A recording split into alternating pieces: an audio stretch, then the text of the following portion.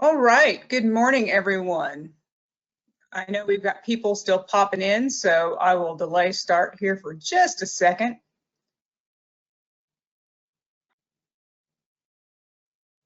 All right, well, good morning. My name is Amanda Lefevre, and I serve as the Deputy Commissioner for the Department for Environmental Protection. So thanks for joining us today for our Distillers Grains Forum, where we're going to be talking all things stillage. We appreciate your time and your participation. Before we get started, I want to thank our speakers, our partner organizations, and all of our EEC staff for helping make this happen today. Whether they provided us with feedback or helping man the questions and answer panel, we appreciate all that's going into making this happen. So big thank you for everyone who's helped us out over the past couple months. So before we get started, I'm just going to hit some housekeeping notes. For attendees, you are in listen only mode until the open discussion session at noon. So right now you're unable to unmute your lines. When we get to that discussion time, we'll do what they call a soft unmute, meaning that you'll still be unmute, but at that time you can unmute yourself and ask questions. We do ask that if you're not speaking, that you please mute your lines. That prevents a lot of the feedback and the echoes that really make these things just really hard for everybody.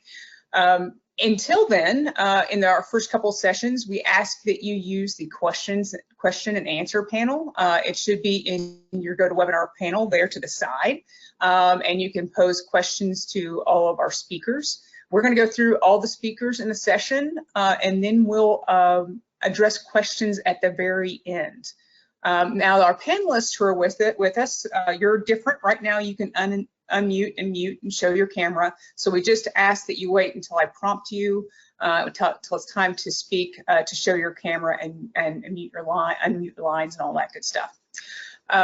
Once again, all that will cut down on that background distraction.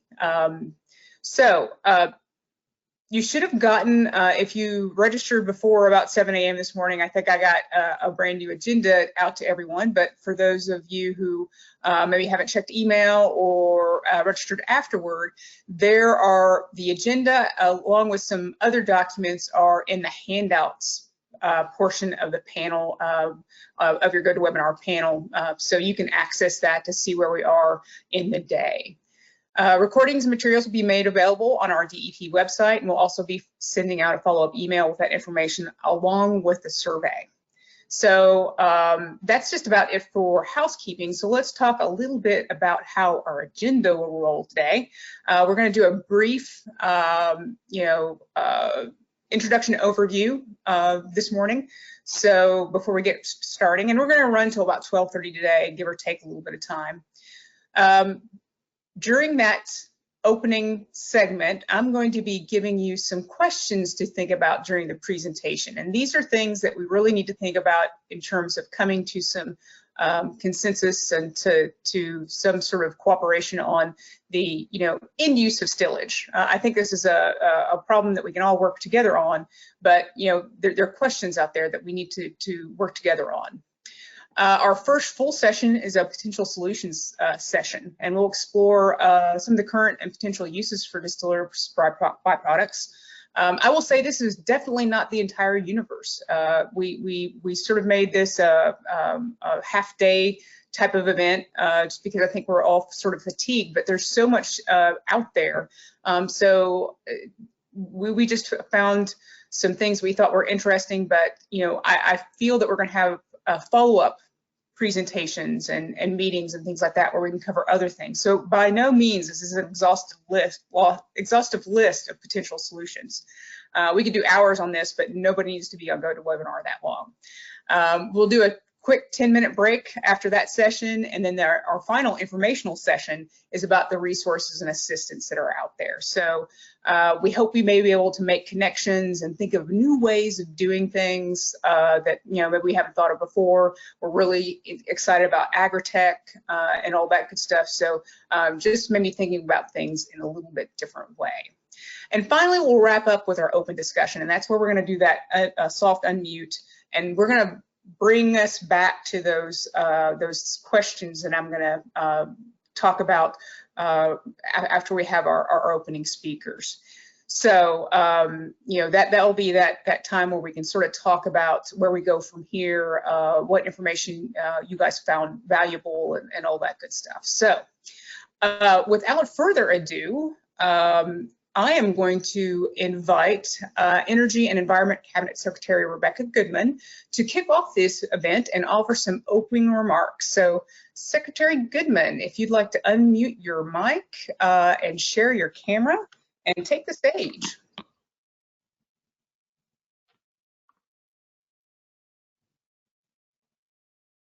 Here we go.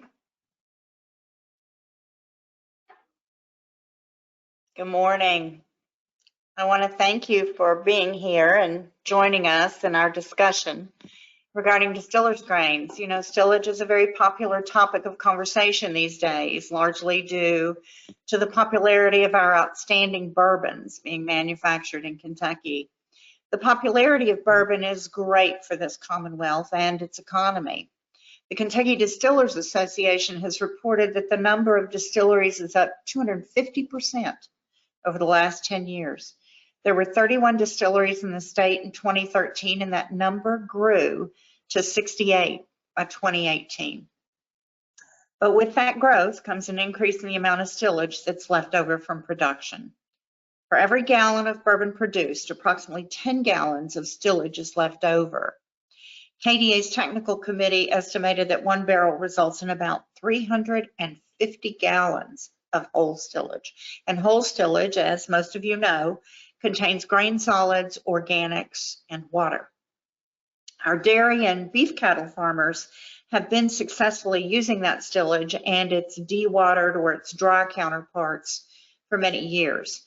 Those farmers have played an important supporting role in the bourbon cycle. However, we know that with the addition of new distilleries and with expansions planned or underway at some of the larger producers, it's not a sustainable model in its current format, and that's why we're here. The Cabinet's concerned with the proper use of whole stillage after it leaves the distillery, primarily because of the amount produced and its limitations in agricultural use. We want to try to head off the potential for increased environmental issues connected with stillage. By and large, most issues are handled and managed appropriately and responsibly by distillers and end users. However, there have been issues with spills from facilities, over application on fields, fish kills, odor complaints, and such that have arisen over the years. Because it's chemical in nature, when it's improperly introduced to land and water, it has impacts on the environment, including decreased soil health, destruction of vegetative covers, and even the death of aquatic life.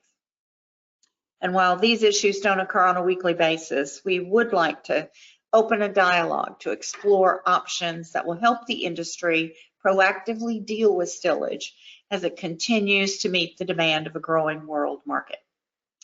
Many of you are aware that previously the Cabinet looked into a permitting framework for the use of distillers grains in agriculture. And while permits for land application might be part of the stillage puzzle, it can only be a small part of the solution. We need to talk about what else is out there and how we can potentially work together to get further down the road in solving these issues. And in support of that objective, we are encouraging meetings of all the stakeholder groups to increase communication and cooperation within the industry between our partner organizations and regulators through events like this one. This is an industry that has always been concerned with environmental impacts and sustainability. We've seen great participation in our Sustainable Spirits initiative, so we know that we're primed for this conversation as we've been having it for a while.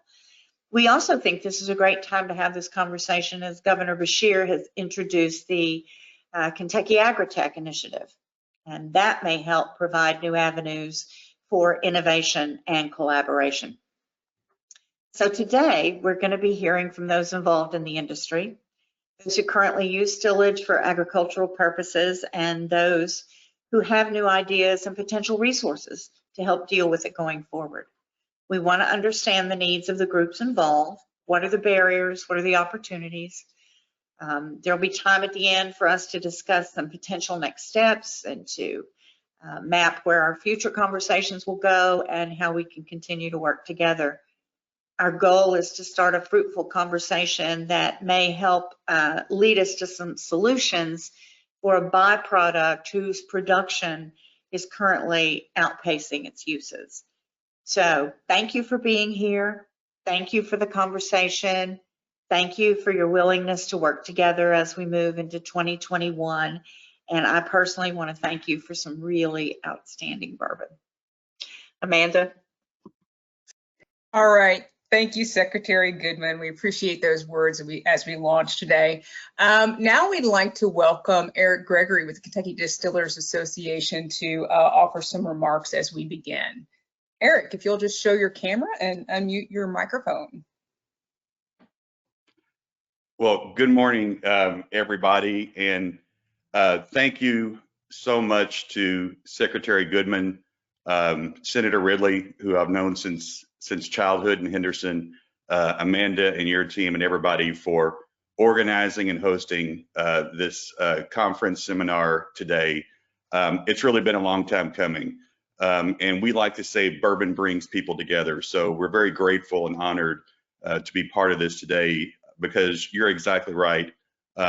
This is something with the expansions going on that we have recognized over the last few years is a growing challenge to our distilleries.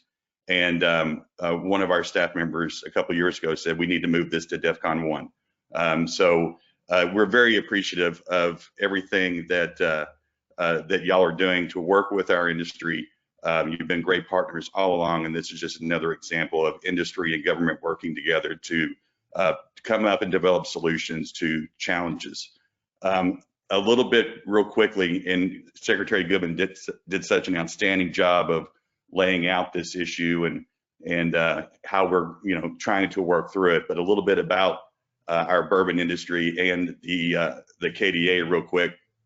We were founded in 1880, and we're kind of the state's voice for bourbon and spirits issues. Our diverse membership produces the overwhelming majority of the world's bourbon. As y'all know, Kentucky produces about 95% of the world's bourbon. And our members range from legendary global brands to the emerging micro distilleries that are truly building the next generation of our craftsmanship. Kentucky bourbon is one of the Commonwealth's most historic industries, a booming $8.6 billion economic engine that generates more than 20,000 jobs, now with an annual payroll topping $1 billion with a B each year. In addition, as Secretary Goodman said, we're right in the middle of a $2.3 billion expansion, everything from innovative new tourism centers to expanded production facilities, all to meet the growing global thirst for Kentucky bourbon. There are now nearly 10 million barrels of bourbon and other spirits aging in our warehouses, which is the highest number in the modern era of American whiskey. And of that, 9.3 million are just bourbon. The first time since 1967 that the number of bourbon barrels has topped 9 million.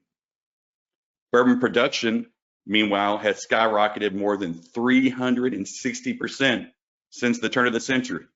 In 1999, as a state, we only filled about 455,000 barrels. Last year, our distillers filled 2.1 million barrels, which is the second year in a row that distillers have filled 2 million barrels, the first time that's happened in the modern era. And all the while, attendance at our Kentucky Bourbon Trail and Kentucky Bourbon Trail craft distilleries has skyrocketed 300% in the last 10 years. Total attendance last year was nearly 2 million, which is the highest number since the KDA founded this historic tour in 1999. So you can see with all this tremendous growth and the popularity, thanks to the globality of Kentucky bourbon, we are building more, we are expanding, we're producing more bourbon than ever before, and we're welcoming more visitors than ever before. So we really appreciate everything that everybody's doing to work together. There are some very innovative solutions being developed out there that I think will help us meet this challenge. And as the Secretary said, Agritech, I think, is going to play a big part of that. So I'm really excited today to hear about all these things. A couple of them I know about, a couple of them we don't, and really just open it up to all of our friends and partners in the industry and the cabinet to learn and listen and discuss ways we can continue working together to come up with solutions. So thank you to Secretary Goodman again. Thank you to Amanda and her team, Senator Ridley, and to Governor Beshear for helping everything he's doing with the Commonwealth. Please continue to wear your masks, stay safe, and we hope everybody has a wonderful and happy, safe, and healthy holiday season. Thank you. Thank you so much, Eric. And yes, everybody mask up. We want to keep everyone safe so they can enjoy that bourbon, right? So finally, let's hear from Senator Dorsey Ridley. He's Executive Director of the Governor's Office of Agricultural Policy. So if you'll share your count, there you are. Thank you. Good morning. Good morning to everyone, and thank you very much, Amanda. I appreciate the opportunity to be a part of this. And Secretary Goodman, I appreciate your leadership over in the Energy and Environment Cabinet. And to my dear friend Eric Gregory, President of the Distillers Association, if you have any samples left over after all this movement today, please share that around with the people that are on this forum today. I come from the Governor Andy Beshear's Office of Agricultural Policy, where about 3 months ago, Governor Beshear asked me to become the executive director of this office. You know, while I was in the legislature those many years, I was very mindful of this office, but did not realize the detail in which we operate and what I knew what the goal was, and that's to add net farm income at the farmer's gate and to try to help replace the loss of the tobacco income brought on by the tobacco settlement agreement 20 years ago. And so for the past 20 years, the office of the Governor's Office of Agricultural Policy has been in existence. And over that time, we have been able to put out to farmers in the Commonwealth a little over $6 million of this fund that comes in annually.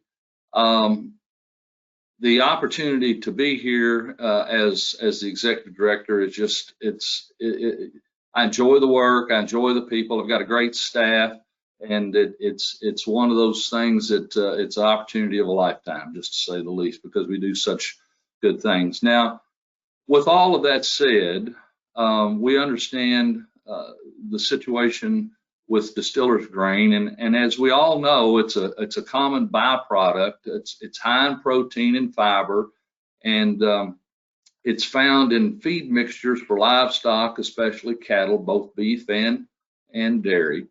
However, the storage of this material can be difficult for our farmers. At the Governor's Office of Ag Policy, we provide various types of funding for farmers across the state in a multitude of areas through grant and loan programs. Through specific program areas, farmers can receive up to 50% of a project's total cost to implement, even agri-tech initiatives, such as the proper storage facilities, possible biodigesters, to incorporate distillers grain into feed mixtures for their livestock. This could allow for great partnerships between our local farmers and distilleries across the state. Not only would this allow for high protein and fiber feeds for our cattle industry, but it could help eliminate some of the environmental concerns related to the unused byproduct. If you weren't aware, Kentucky is the largest cattle producing state east of the Mississippi River and the home of the bourbon industry. There's no better opportunity for this state to create such a partnership. So, in the words of Governor Beshear, in his slogan, "Let's get growing." And so, to that end, let's incorporate things with agri-tech to help provide healthy and environmentally friendly feed options for our livestock, make it easier for our farmers, and more cost-effective ways for our distilleries. Please let us know if you have any questions to funding opportunities that are available here at the Governor's Office of Agricultural Policy. Our office is here to help. I just really appreciate that the Cabinet for Economic Development has partnered with us as we do some things going into the future, trying to find new ways to bring advanced manufacturing as part of the agri-tech equation into the Commonwealth. And Secretary Goodman and Eric Gregory, we just appreciate the opportunity to be here with you all today, and look forward to any questions that you might have throughout the day. And as Eric said, let's mask up Kentucky. And I thank you for the opportunity to be able to share some information with you all today. Thank you.